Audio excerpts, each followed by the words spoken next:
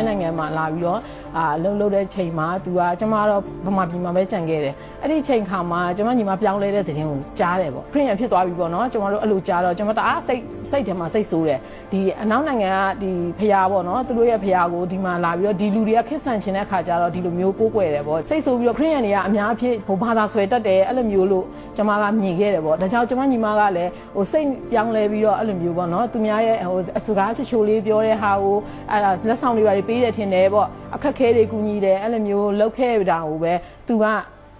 ပါသွားတယ်ပေါ့နော်ကျွန်မကလုံးဝသဘောမကျဘူးသူကျွန်တော်တို့ကိုးကွယ်တဲ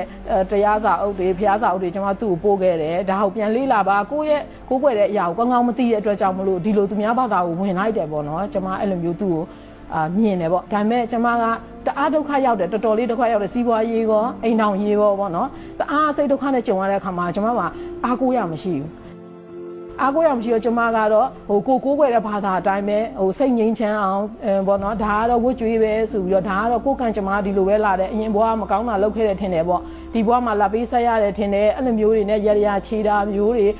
ကောင်းမှုကုသိုလ်လုပ်တာမျိုးတွေကိုဇောက်ချပြီးလုပ်တယ်ပေါ့နော်လုပ်တဲ့ခါမှာလည်းအဆင်မပြေလာဘူးကျွန်မအဆင်မပြေလာဘူးဟိုပို့ပြီးတော့မှစိုးွားလာတယ်ကျွန်မအိမ်တော်ကြီးကပို့ပြီးစိုးွားလာတယ်ကျွန်မစီးပွားရေးပို့ပြီးစိုးွားလာတယ်ကျွန်မမှာအကျွေးတွေဘာတွေအဲ့လိုမျိုးဖြစ်ခဲ့တယ်ပေါ့နော်အိမ်တော်ကြီးဆိုလည်းအမျိုးသားလုံးဝကျွန်မကိုဟိုဂယုလည်းမဆိုင်ဘူးသူလည်းသူကသူပျော်တယ်လို့ပဲနေတယ်အိမ်ကိုပြန်လာချင်တဲ့ချိန်ပြန်လာမပြန်လာရင်လည်း2ရက်3ရက်ချီပျောက်သွားတာမျိုးရှိတယ်ပြန်လာရင်လည်းမူးတယ်တအားဒုက္ခရောက်တဲ့အချိန်ကျတော့ကျွန်မညီမကိုကျွန်မပြောပြတယ်ဖျားသခင်ရှိတယ်ကျမတို့ကဲတင်နဲ့ဖျားသခင်ရှိတယ်ထာဝရဘုရားဆိုတာရှိတယ်ဒီကောင်းကင်ရဲ့မြေကြီးကိုဖန်ဆင်းတဲ့အရာခက်သိမ်းအလုံးစုံကိုဖန်ဆင်းတဲ့ဖျားသခင်ရှိတယ်သူက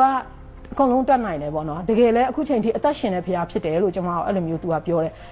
ဘာလဲဘိုက်ဆိုင်ရင်တော့ထမင်းထချက်ရမှာပဲစုတောင်းရုံနဲ့ထမင်းရမလာဘူးကျွန်မအဲ့လိုမျိုးသူတိုက်ခိုက်တဲ့စကားပြောခဲ့တယ်ပေါ့နော်အဲ့မျိုးဆိုအခုချိန်ကျတော့ကျွန်မသူပြောတဲ့စကားတော့နားထောင်လိုက်တယ်ဒါပေမဲ့ယင်တယ်တော့မရောက်ဘူးပေါ့နော်ကြားတဲ့စုလုံးလောက်တွေပဲစိတ်ဒုက္ခတဖြည်းဖြည်းနဲ့ပိုရောက်လာကျွန်မအကျွေးကြီးလည်းမဆက်နိုင်တဲ့အနေအထားမျိုးဖြစ်နေပြီပေါ့နော်သူဒုတိယကြိမ်ပြောတဲ့ခါမှာသူကကျွန်မကိုဆူတောင်းကြည့်အခုဆူတောင်းကြည့်ပါဆူတောင်းသူကအသက်ရှင်တဲ့ဖျားဖြစ်တယ်တကယ်တက်တေတောင်းကြည့်ရင်တက်တေထူတဲ့ဖျားဖြစ်တယ်ပေါ့နော်ဒူးထောက်မှဆူတောင်းကြည့်ပါကျွန်မအခက်ခဲဒုက္ခတော့ဘလို့မှမဖြစ်နိုင်တော့ကျွန်မအားနေတော့ဘလို့မှမတတ်နိုင်တော့ကျွန်မဆွမ်းတော့လည်းလှုပ်ကြည့်ပြီးသွားပြီဘလို့မှမနိုင်တော့ဘူးတကယ်လို့ဖျားသခင်အသက်ရှင်နေဆိုရင်တော့ကျွန်မကိုကဲတင်ပေးပါဒီဒုက္ခတွေကနေကဲတင်ပေးပါပေါ့နော်ကျမအရင်ကဗီဒီယိုလည်းတွက်တယ်လေရရလည်းချိတယ်အရင်ကလောက်ခဲ့တဲ့ဟာတွေကလည်းဟိုဘယ်လိုပြောမလဲကျမတို့လွတ်လန်းမမြင်တဲ့အတွက်ကြောင့်မလို့ဒီဟာကိုတော့ဘယ်လိုပဲဖြစ်လောက်ကြည့်ပါဆိုလို့သူကကျမကိုအဲ့လိုမျိုးတိုက်တွန်းတယ်ပေါ့နော်အဲ့ဒီညပိုင်းမှာတိုက်တွန်းတဲ့ခါကျတော့ကျမလည်းလုံးဝလက်မြောက်အဆုံးပေးခြင်းတဲ့အချိန်ဖြစ်တယ်အိတ်ဆေးတွေတောက်ပြီးတိတ်လိုက်ရင်ကောင်းမဲ့ထင်တယ်ပေါ့ကျမအဲ့လိုမျိုးတွေးတယ်အိတ်ဆေးတွေဝယ်လိုက်ရင်ကောင်းမယ်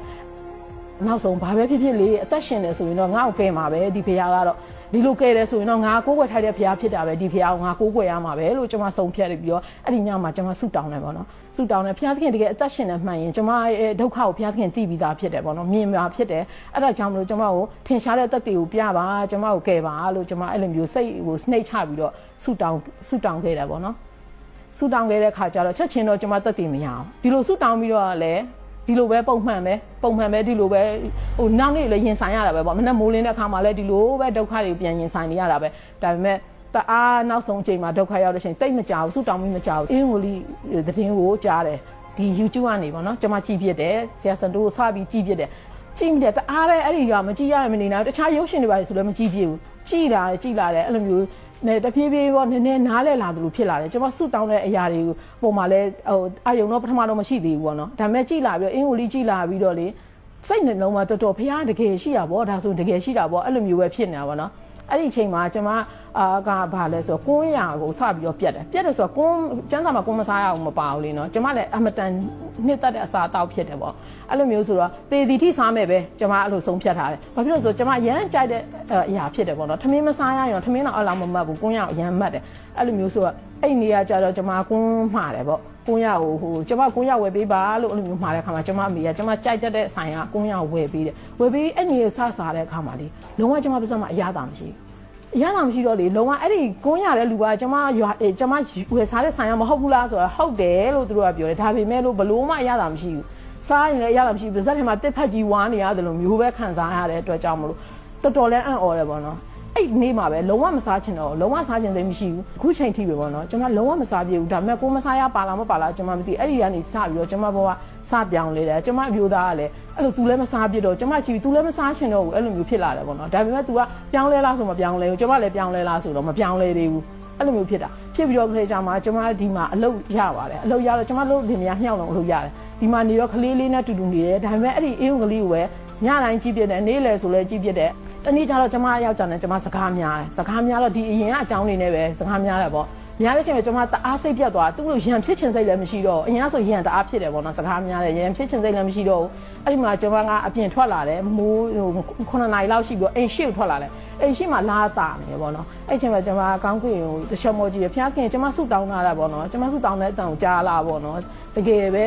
ဟိုကျွန်မကိုတက်သေးထူပေးပါပေါ့ဒီကျွန်မဘယ်လိုခံစားရလဲဆိုတော့ဖျားခင်အသိဆုံးပဲပေါ့နော်ကျွန်မအဲ့လိုမျိုးပြောလိုက်တယ်ပြောလိုက်ပြီးတော့ကျွန်မတော်တော်ဝမ်းနေတယ်အဲ့ဒီချိန်မှာလေဟိုကိုအဖေတယောက်ရှိမှကိုအားကိုရတဲ့အဲ့လိုမျိုးပေါ့နော်ကိုရဲ့မိဘရှိမှပြောလိုက်ရတယ်လို့မျိုးခံစားရတယ်ပြီးတော့တော်တော်လေးဝမ်းနေပါတယ်ကျွန်မ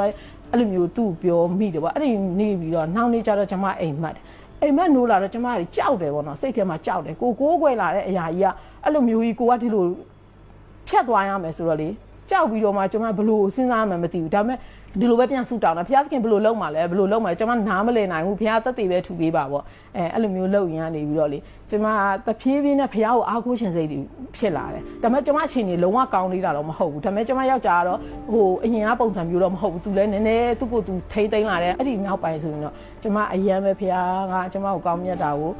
လက်တွေ့မြင်ရတယ်တွေ့ရတယ်ခံစားရတယ်ပေါ့နော်ကျွန်မယောက်ျားလည်းပြောင်းလဲတယ်ပေါ့နော်ပြောင်းလဲတယ်ဆိုတာကဒီဝိညာဉ်မှာပြောင်းလဲဒါထက်ခန္ဓာကိုယ်ပိုင်းမှာလည်းပြောင်းလဲတယ်ဒီရက်ဘီယာတွေတောက်ချင်းမရှိတော့မူရစေဝါတွေလည်းမသုံးတော့ဘူးပေါ့နော်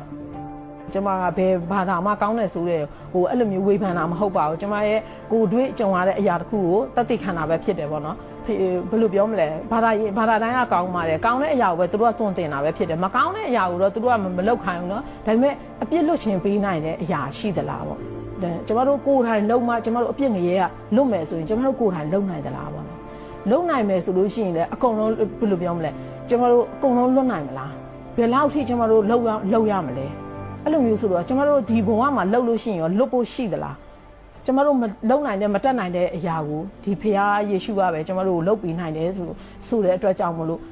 ဒါကကျွန်တော်တို့တကယ်ကိုကိုယ်ွယ်တင်တယ်နောက်ဘဝအတွက်လည်းတာဝန်ယူတဲ့ဖခင်ဖြစ်တယ်မျောလင်းချက်မဲ့လာတဲ့အချိန်မှာတကယ်ပဲလုံးဝလက်မြောက်ရှုံးပေးလိုက်တဲ့အချိန်မှာဆိုလို့ရှိရင်တော့ကျွန်တော်တို့ယေရှုခရစ်တော်ကိုညီဆန်ပြီးတော့ဆုတောင်းကြည့်ပါလို့ကျွန်တော်တို့တိုက်တွန်းခြင်းတယ်အဲ့လိုမျိုးဆုတောင်းတဲ့ခါကြလို့ရှိရင်လည်းထင်ရှားတဲ့သက်သေကိုဘုရားသခင်ကပေးမှာပါလို့ကျွန်မအဲ့လိုမျိုးတော့